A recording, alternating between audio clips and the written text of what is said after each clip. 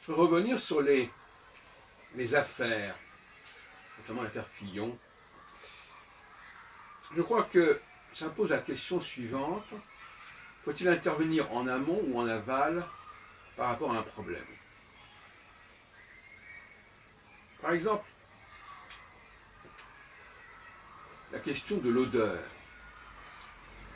Si quelqu'un ne se lave pas, ça provoque des odeurs.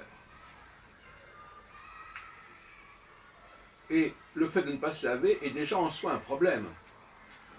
Que l'odeur ressorte ou pas, ou ne soit pas perçue par tout le monde. C'est déjà un fait en soi. Une négligence, des façons de faire qui, tôt ou tard, ne peuvent que provoquer des problèmes parce que ça prend des proportions de plus en plus évidentes. C'est pour ça que la question de la mise en examen me paraît mal posée. La mise en examen, c'est déjà quand il y a beaucoup d'odeur, quand ça pue. Mais c'est précédé de tout un contexte qui conduit à cette mise en examen. La mise en examen elle-même n'étant pas nécessairement la preuve de la culpabilité. Il y a tout un processus, bien entendu.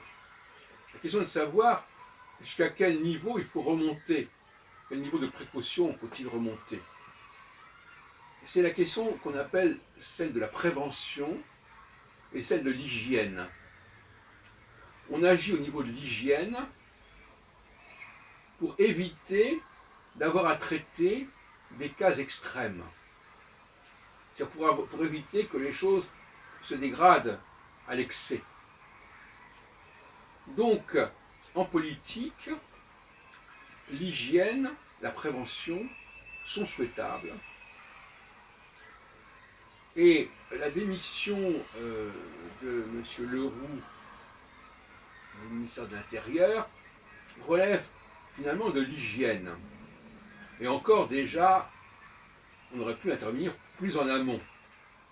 Mais ceux qui disent qu'il ne faut intervenir que lorsque la personne non seulement est mise en examen, mais en plus est condamnée, se moquent du monde.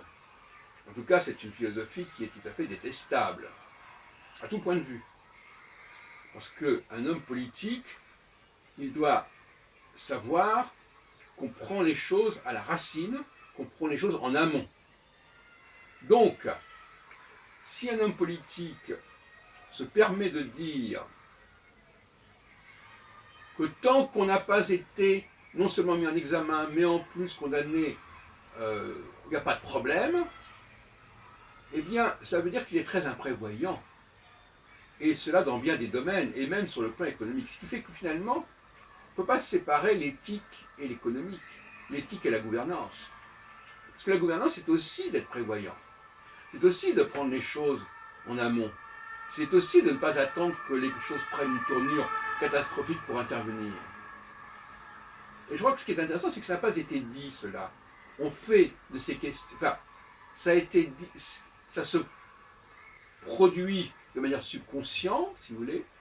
C'est-à-dire qu'effectivement, c'est ce qui se passe, mais les commentateurs n'ont pas posé le problème comme je viens de le faire. Et je dis qu'une société qui enfreint un certain nombre de fondamentaux, qui ne respecte pas un certain nombre de problématiques, elle se condamne à terme, et qu'il faut intervenir à ce niveau-là, et ne pas attendre que ça prenne des proportions effarantes. Si les gens ne comprennent pas les choses avant qu'elles ne prennent des proportions effarantes, c'est leur problème.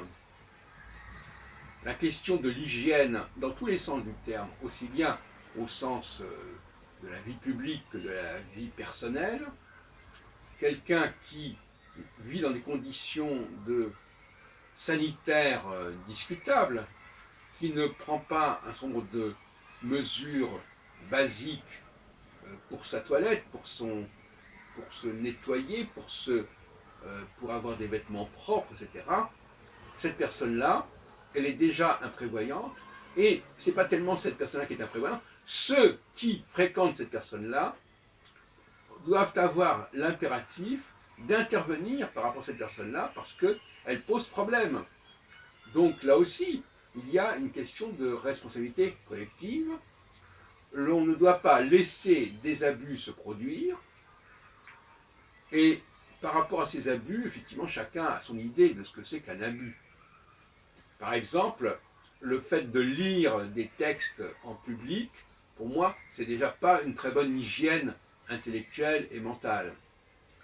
Le fait, comme de relever quelqu'un, que lorsqu'on organise des débats comme celui de lundi soir, avec les 5 candidats principaux à la présidentielle, ça ne s'est pas déroulé de manière très intelligente, euh, que les gens étaient debout, etc. Enfin, il y a tout un ensemble de choses qui sont en amont, sont des précautions qu'il faut prendre. Et on voit que les gens ne prennent pas assez de précautions, ne sont pas assez prudents par rapport à ce qui se passe dans une société donnée, dans un groupe donné. Ils ne sont pas assez vigilants. Et par conséquent, quand on n'est pas assez vigilant, eh bien, on laisse les choses se développer, on laisse les choses se dégrader, et on en arrive à une espèce de myopie qui fait que les problèmes ne se posent réellement que lorsqu'ils vous éclatent à la figure.